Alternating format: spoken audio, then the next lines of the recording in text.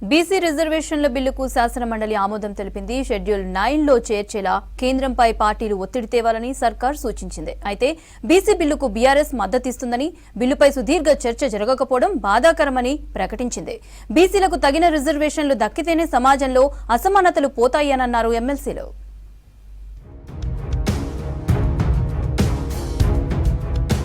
BC రిజర్వేషన్ల బిల్లుపై శాసన మండలిలో చర్చ జరిగింది. బిల్లును సభలో ఇంట్రడ్యూస్ చేశారు బీసీ మంత్రి పొన్నం ప్రభాకర్. బీసీ రిజర్వేషన్లలో దేశానికి రోల్ మోడల్ గా తెలంగాణను నిలుపుతామన్నారు. అన్ని పార్టీలు ముక్తకంఠంతో మద్దతివ్వాలని కోరారు. షెడ్యూల్ 9లో పెట్టేలా కేంద్రంపై ఒత్తిడి తెస్తామన్నారు పొన్నం. ఇది దేశం మొత్తంగా మనమే మార్గదర్శకత్వం ఇచ్చేటువంటి బిల్లు. కేంద్రం భారతీయ జనతా పార్టీ కూడా సానుకూలంగా వచ్చే విధంగా ఈ రాష్ట్రం నుంచి ప్రాతినిధ్యం వహిస్తున్న ఎంపీలు కావచ్చు, కేంద్ర మంత్రులు కావచ్చు, అందరూ కూడా దీన్ని సానుకూలంగా తీసుకునే విధంగా ఉండేటువంటి రూపంలో ఈ బిల్లును తమరి ద్వారా సభ ముందు వస్తాను. అధ్యక్ష, అందరూ నేను నా విజ్ఞప్తి ఏంటంటే ముక్త కంఠతోటి ఈ బిల్లును సింగిల్ వాయిస్గా ఢిల్లీకి గట్టిగా వినిపించే విధంగా మనందరూ ఉండాలి. మమ అనిపించేలా సభలో బిల్లులు ప్రవేశపెడుతున్నారన్నారు ఎమ్మెల్సీ కవిత. బీసీ బిల్లుపై సుదీర్ఘ చర్చ జరగాలని కోరారు. రెవల్యూషనరీ బిల్లు తెచ్చిన ప్రభుత్వాన్ని అభినందిస్తున్నామని చెప్పారు. బీసీ, ఎస్సీ, ఎస్టీ మహిళలకు అవకాశం ఉన్నప్పుడే సంపూర్ణ స్వరాజ్యం సాధ్యమవుతుందన్నారు కవిత. అసెంబ్లీలో ఒక రోజంతా చర్చ పెట్టారు. వాస్తవానికి ఒక రోజు కూడా తక్కువనే. కౌన్సిల్లో ఇంకా డెప్త్గా చర్చ జరగాల్సినటువంటి సీరియస్ అంశం అధ్యక్ష. సరే, వాళ్ళు చెప్పినట్టు 46% మంది ఉన్నా కూడా ఈ 46% కోసం చాలా సీరియస్గా చర్చ జరగాలి. కనీసం ఒక రోజున్నర చర్చ జరగాలి అధ్యక్ష. కాకపోతే 2 గంటలలో బీసీ బిల్లు, 2 గంటలలో ఎస్సీ బిల్లు అని చెప్పి ఏదో మమ అనిపించేద్దాం అనుకుంటే అది ప్రజలు కూడా గమనిస్తారు అధ్యక్ష. గవర్నమెంట్ ఈ ఇష్యూని సీరియస్గా తీసుకోవాలి. రాజకీయాలు, ఉద్యోగాల్లో బీసీల జనాభా తగ్గట్లు అవకాశాలు రావాలన్నారు తీన్మార్ మల్లన్న. 78 ఏళ్ల స్వాతంత్ర భారతంలో బీసీ మంత్రిత్వ శాఖ లేదని చెప్పారు. బీసీల బాధలు చెప్పుకోవడానికి ఓ వేదిక లేదన్నారు. ఈ దేశంలో ఉన్నటువంటి బీసీలకు కనీసం ఏముంది తొంగి చూడడానికి కూడా ఓ మంత్రిత్వ శాఖ లేదు, వీళ్ళు చెప్పుకోవడానికి కూడా ఓ మంత్రి కనిపించాడు. ఈ దేశం మా కోసం ఒక మంత్రిని కూడా ఏర్పాటు చేయలేకపోయింది 75 సంవత్సరాలల్లా. మెజారిటీ ప్రజలైనటువంటి సంక్షేమాన్ని మైనారిటీ శాఖ మంత్రిత్వ శాఖ కిందకి తీసుకొచ్చారు సార్. బీసీలకు తగిన రిజర్వేషన్లు దక్కితేనే అసమానతలు రూపుమాపచ్చన్నారు కోదండరాం. అట్టడుగున ఉన్న 50% మంది ప్రజలు ఆదాయంలో వెనుకబడ్డారని చెప్పారు. అనుమానాలొద్దని, బీసీ రిజర్వేషన్లు సాధించుకోవటంపై ఉమ్మడి వ్యూహంతో ముందుకు వెళ్లాలని సూచించారు. ఒక అనుమానం అందరికీ కూడా ఇక్కడ వస్తున్నది. మీరు చేయనైతే చేసినరు, కానీ ఇది అయ్యేనా, అమల్లోకి వచ్చేనా అనే అనుమానాలు వ్యక్తం చేస్తున్నారు. నేను ఒకే మాట అందరికీ కూడా చెప్పదలుచుకున్నది ఏంటంటే, అనుమానాలతో మనం ఉంటే లాభం లేదు.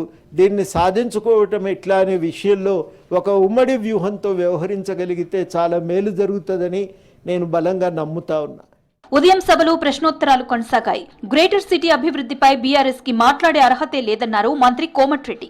గతంలోనూ కాంగ్రెస్ హయాంలోనే సిటీలో అభివృద్ధి జరిగిందన్నారు. హైదరాబాద్ ను విశ్వనగరంగా తీర్చిదిద్దేందుకు కృషి చేస్తున్నామని శాసన మండలిలో చెప్పారు మంత్రి. మీకు RRR గురించి కానీ, ORR గురించి కానీ, PV నరసింహ ఎక్స్ప్రెస్ కానీ, మెట్రో సర్వీస్ గురించి కానీ, హైదరాబాద్ గురించి కానీ మాట్లాడే అర్హత లేదు. మీరు ఏమైనా కట్టిన కాళేశ్వరాన్ని కూలేశ్వరంగా మార్చింది, అది ఒక్కటి తప్ప మీరు ఏది మార్చలేదు. 4th సిటీ ఏర్పాటుపై బీఆర్ఎస్ ఎమ్మెల్సీ షంబీపూర్ రాజు చేసిన కామెంట్స్ ని తప్పుపట్టారు మంత్రి శ్రీధర్ బాబు. ప్రభుత్వం కట్టేది 4th సిటీ కాదు, 4 బ్రదర్స్ సిటీ అంటూ మండలిలో విమర్శించారు షంబీపూర్ రాజు. దీనిపై సీరియస్ గా రియాక్ట్ అయ్యారు మంత్రి శ్రీధర్ బాబు. సభలో ఇలాంటి వ్యాఖ్యలు చేయొద్దన్నారు. సార్ చెప్తాడు ఫ్యూచర్ సిటీ అని, కానీ అందరు 4th సిటీ అంటున్నారు, 4 బ్రదర్స్ సిటీ అంటున్నారు. పేపర్లలో వస్తూ ఉన్నాయి, ప్రజల నాడులో వింటా ఉన్నాం. మీరు ఇప్పటి వరకు ఫ్యూచర్ సిటీకి సంబంధించి కార్లు తిరుగుతూ ఉన్నాయి, రియల్ ఎస్టేట్ బ్రోకర్లు తిరుగుతూ ఉన్నారు, అక్కడ అసలు ల్యాండ్లు తక్కువ రేటు తీసుకుంటూ ఉన్నారు. ఒక విమర్శ వస్తూ ఉంది, దానికి సమాధానం చెప్పాల్సింది విజ్ఞప్తి. వారు చెప్తా ఉన్నారు, ల్యాండ్ అక్విజిషన్ చేశారా, ఫార్మర్స్ కంపెన్సేషన్ ఇచ్చారా, అదే విధంగా భూమి లాక్కొంటా ఉన్నారని. ఇప్పటి వరకు భూమి లాక్కునే కార్యాచరణ జరగలేదు. ఒగ్గు కళాకారులను ప్రభుత్వం ఆదుకుంటుందన్నారు మంత్రి జూపల్లి కృష్ణారావు. అర్హులైన కళాకారులందరికీ పెన్షన్ ఇస్తామని చెప్పారు. ఇప్పటికీ మొత్తం 3000 మందికి పై కళాకారులకు పెన్షన్ ఇస్తున్నట్లు తెలిపారు. ప్రజా కళాకారులను ప్రభుత్వం అండగా ఉంటుందని మండలిలో వివరించారు మంత్రి జూపల్లి. ఒగ్గు కళాకారులకు సంబంధించిన పెన్షన్లకు సంబంధించి ఓవరాల్ స్టేట్లో అన్ని కళారూపాలకు కలిపి 3219 మందికి పెన్షన్స్ 3016 రూపాయల చొప్పున ఇస్తా ఉన్నాం. ఇప్పటికే సుమారుగా 47 ఒగ్గు కళాకారులకు ఇలా పెన్షన్ ఉంది. ఇంకా అర్హత ఉన్నటువంటి వాళ్లకు జిల్లా కలెక్టర్ ద్వారా తెప్పించి వాళ్ళకు పెన్షన్స్ కూడా ఇప్పించేటువంటి ఏర్పాటు చేయడం జరుగుతుంది అధ్యక్ష. భవిష్యత్తులో తెలంగాణకు ఓబీసీ నేత సీఎం అవుతారని చెప్పారు మహేష్ కుమార్ గౌడ్.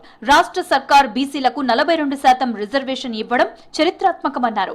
బీసీ కోటా ఆమోదం కోసం కేంద్రంపై అన్ని పార్టీలు ఒత్తిడి చేయాలన్నారు. తెలంగాణలో కూడా డెఫినెట్గా ఓబీసీ తెలంగాణలో ముఖ్యమంత్రి అవుతారు అధ్యక్ష. అది కాంగ్రెస్ పార్టీ ఆధ్వర్యంలో అవుతారు. నేను గట్టిగా చెప్పదలుచుకున్నాను. భవిష్యత్తులో చెప్తా ఉన్నారు, మాటలు మాట్లాడుతూ ఉన్నారు, కానీ ఆచరణ సాధ్యం కానే కాదు. అది ఆచరణ సాధ్యం అవుతుందంటే అది కాంగ్రెస్ పార్టీలోనే అవుతుంది అధ్యక్ష. ఇలా ఏ పార్టీలో అధ్యక్ష పదవులు బీసీలు ఉన్నారో మీరు ఒకసారి చూస్తే అది అర్థమవుతుంది అధ్యక్ష. బీసీ రిజర్వేషన్ల పెంపు బిల్లును శాసన మండలి ఆమోదించింది. దీంతో సభ రేపటికి వాయిదా పడింది. రేపు మండలిలో మంత్రి శ్రీధర్ బాబు బడ్జెట్ ని ప్రవేశపెట్టనున్నారు.